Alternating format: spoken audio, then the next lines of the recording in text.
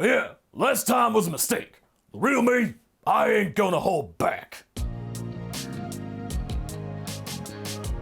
Hey folks, MasakoX here. One of our previous experiments from the tried and tested and very much liked April Fool's stable of Whatiffery here on this channel has now garnered its own little audience outside of the balmy boundaries of that timeline. In this story, we take one of the most valuable distractions in Dragon Ball and make it into something that is not only special in its own right, but also something that can pack a wallop and provide the Dragon Team with some valuable support and give Krillin another friend who isn't Goku. Yes. That's right, Hercule, the saver of Earth on at least 2 occasions in the original timeline, through indirect feats of, bravery, gets the chance to inadvertently train with the Master. Roshi wouldn't really approve of those city slickers, what with their excuses and their brash nature and overconfidence towards Ki and the like. Anyway, it's time to see what would result if Hercule got the chance to train like Goku did. Well, how did we get to where we are today? It all started with something that came from Toriyama himself in some support content, and this is one of my favorite additions from the creator outside of the main timeline. I adore it. It's to connect Hercule and his dojo to the Dragon Team. Tao Pai Pai had ended his master over a little fracas in a bar involving the merc getting nettled over somebody, Hercule's master, making fun of his hairline. With that and the desire for revenge, Hercule had sought Goku out to help take on Tao, but got Roshi instead, as well as a plucky Krill dog.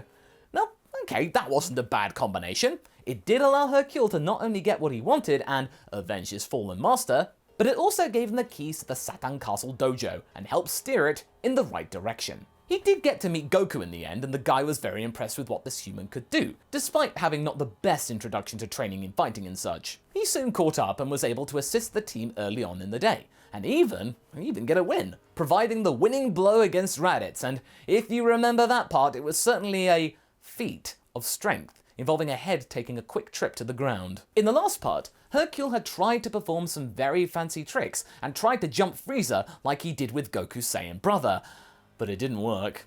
It ended up with him being brutally ended by third form Frieza and then left out of the arc, really not being in the picture at all. But it was something that sent about the introduction of Super Saiyan into the story, with both him and Krillin falling to the Emperor. But that is until future Gohan and Videl showed up!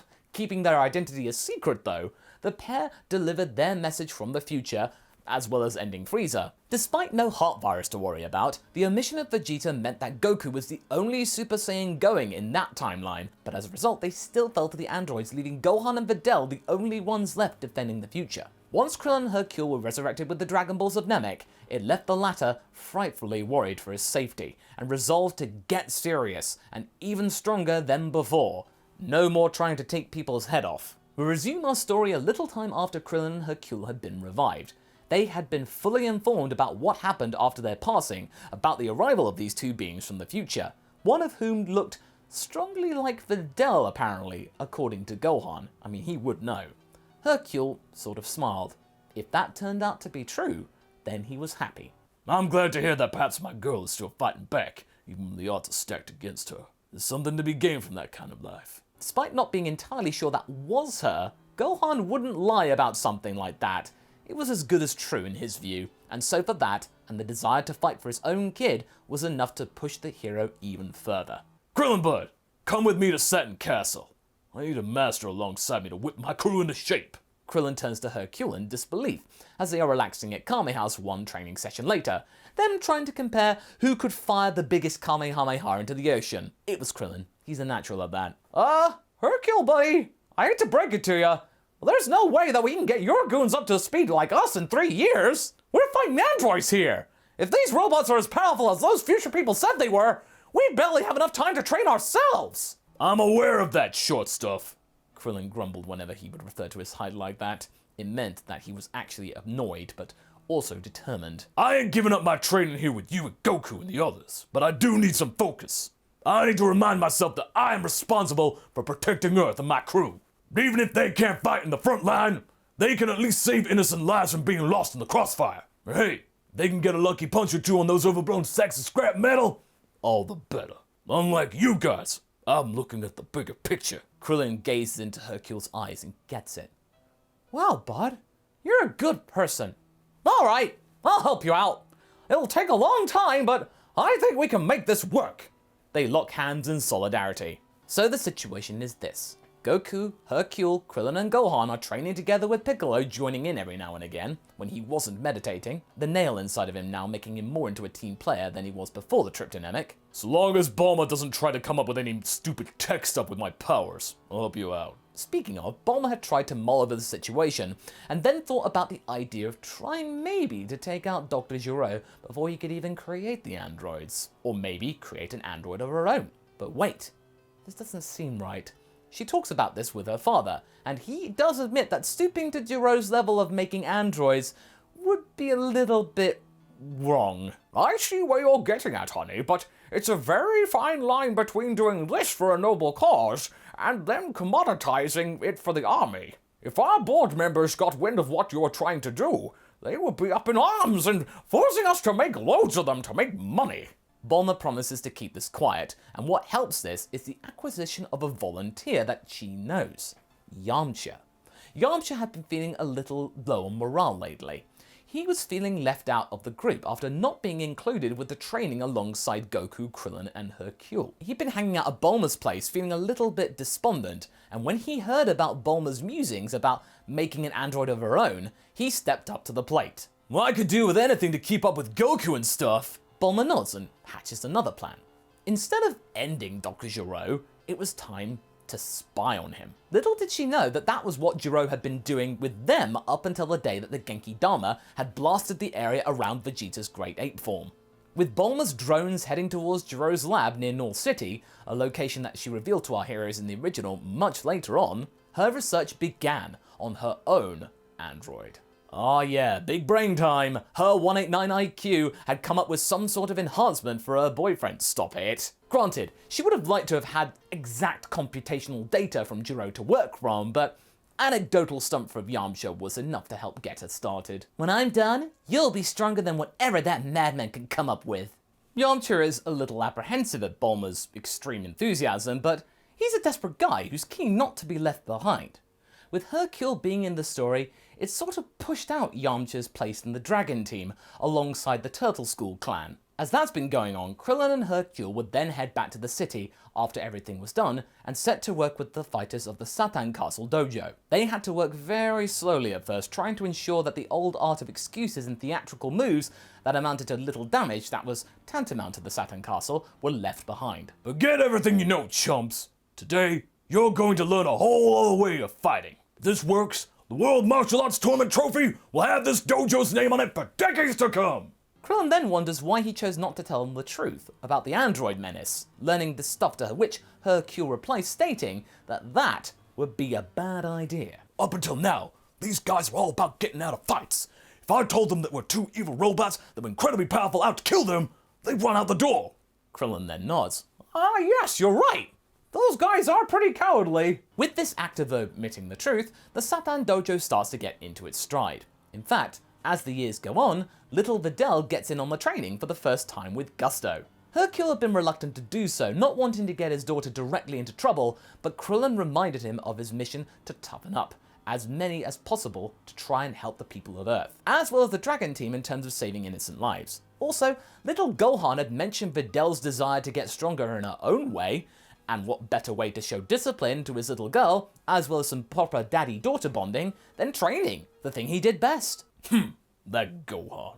He's gonna make a fine son-in-law one of these days. And so Videl began to understand how to use Ki, and fight on the same capacity as the team. She had shown more determination than the other students of the dojo, and sometimes would even come along to watch the Turtle School training during the day. There, she got even stronger, and Gohan enjoyed getting to train more seriously with his childhood friend. Now, Masako, what happens about Kaioken?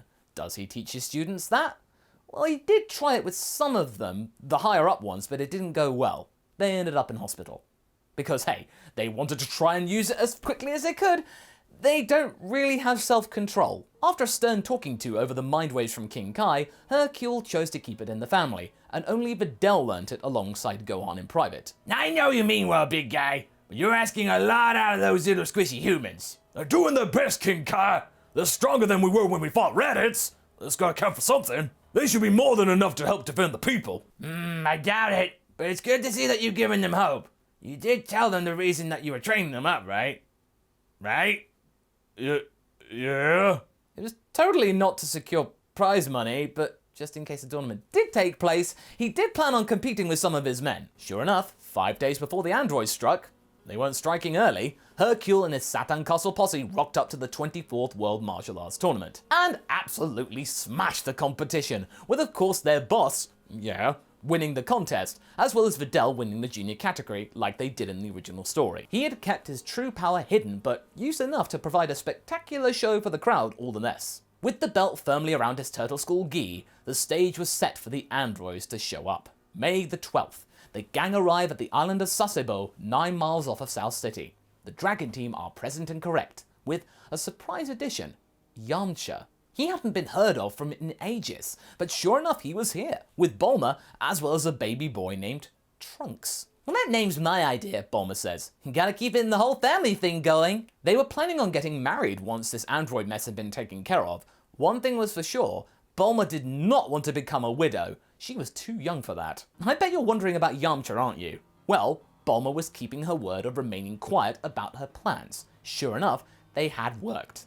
Thanks to her new smarts and know-how, she was able to spy on Gero and gather valuable information, including the Infinity Engine. That meant that Yamcha's power had increased considerably, and his stamina was now limitless, like with the androids. The added bonus of him being able to naturally sense energy. So he was actually even better than 17 and 18. He was the ultimate weapon, but since most of his gains were from technological means, the gang had no true idea of his actual power. Yamcha too strong? Sure enough, the android struck right after the sensory beams from Yajirobe had been delivered, and the gang then descended into the city.